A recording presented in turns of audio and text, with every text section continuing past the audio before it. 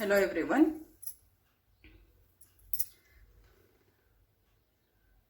In the previous session, we have seen the test progress with and without feedback. If you see this graph, along y-axis we have the coverage, along x-axis we have the time. With feedback, at the earliest time, 100% coverage is achieved, whereas without feedback, it takes a long time to achieve 100% coverage. In today's session, we will see what are the test bench components and also what is the layered test bench, that is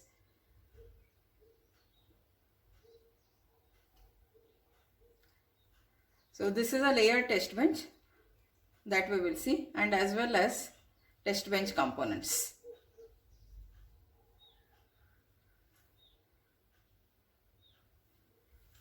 This test bench components gives the design environment. What is the design environment? We have the design under test and we have the test bench wrapping around the DUT. The output of the test bench will be the inputs to the DUT and the outputs of the DUT will be the inputs to the test bench.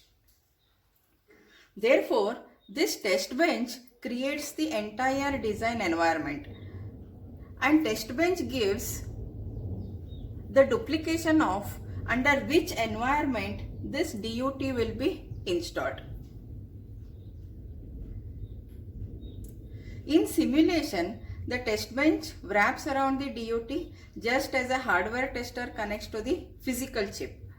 Both the test bench and tester provide stimulus and capture responses.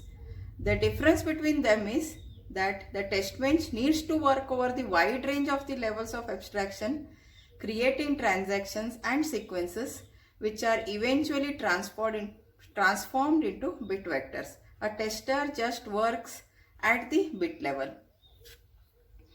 Now this is an example of the test bench components. We have design under test, and test bench consists of AMBA, USB, PCI and SPI. Here it is assumed that the test bench the DUT will be put under this environment, and these all models are created into the test bench so that our DUT will give the inputs the same as how it is used into the real world environment. Therefore, the example under this test bench shown are AMBA, USB, PCI and SPI. What you have to understand is the test bench wraps around the DUT and it mimics the real world environment. So wherever this DUT is to be installed, the same environment is created using the test bench. For this example, the test bench consists of AMBA, USB, PCI and SPI, and it is assumed that the DUT is put under this particular environment. What goes into that test bench block? It is made of many bus functional models that we can think of as test bench components. These are the test bench components. To the DUT, they look like real components but are part of the test bench, not RTL. See, to this DUT, they look like a real component. They are part of the test bench.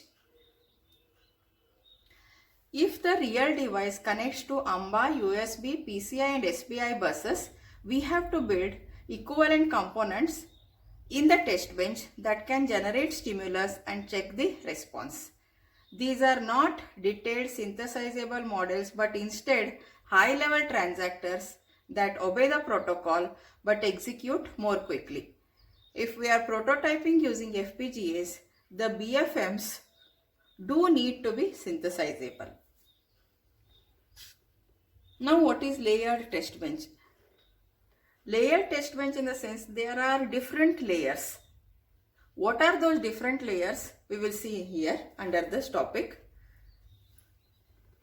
A key concept for any modern verification methodology is the layered test bench. While this process may seem to make the test bench more complex, it actually helps to make the task easier by dividing the code into smaller pieces that can be developed separately. That is the advantage of layered test bench. What is the advantage? It helps to make the task easier by dividing the code into smaller pieces that can be developed separately.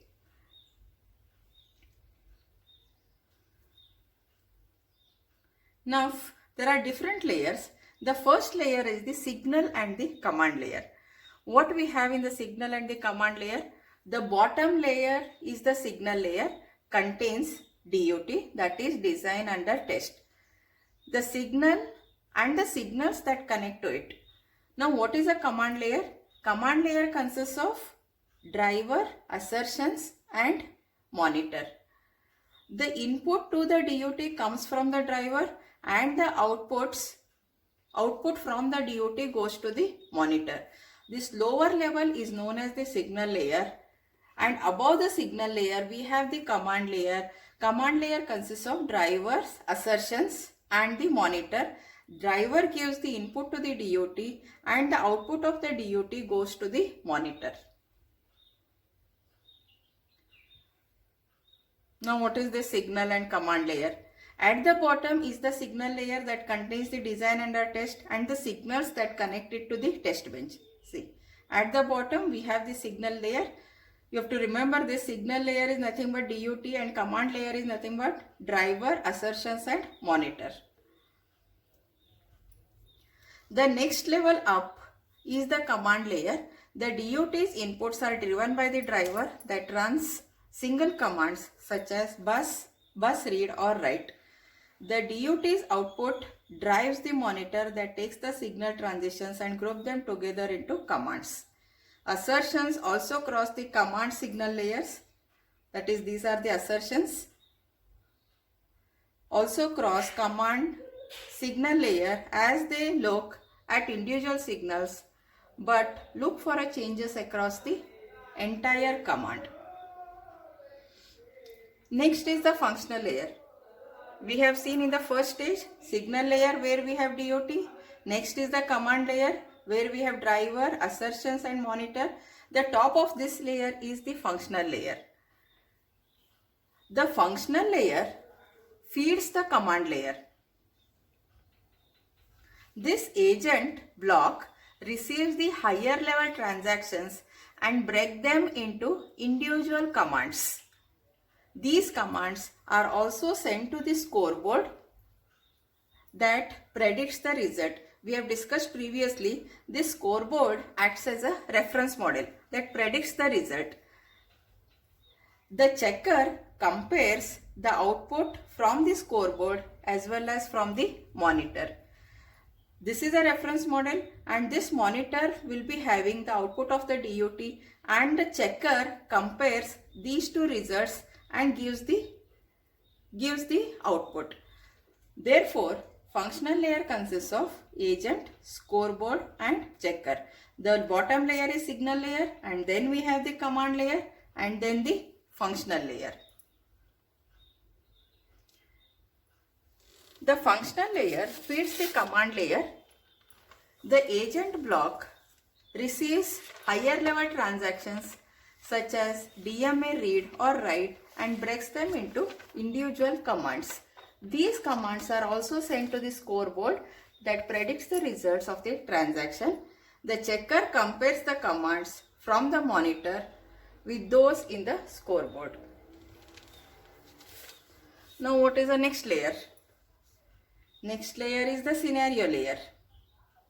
After signal layer, command layer, functional layer, then we have the scenario layer, and in scenario layer what we have? We have the generator. The functional layer is driven by the generator in the scenario layer. The job of the verification engineer is to make sure that this device accomplishes its intended task. Since it is layered, therefore it is called as the layered test bench. The functional layer is driven by the generator in the scenario layer. What is the scenario? The job of the verification engineer is to make sure that this device accomplishes its intended task. Whatever may be the application, it has to perform its intended task. The test layer and the functional coverage.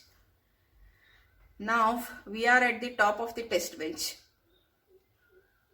Functional coverage measures the progress of all the tests in fulfilling the requirements in the verification plan.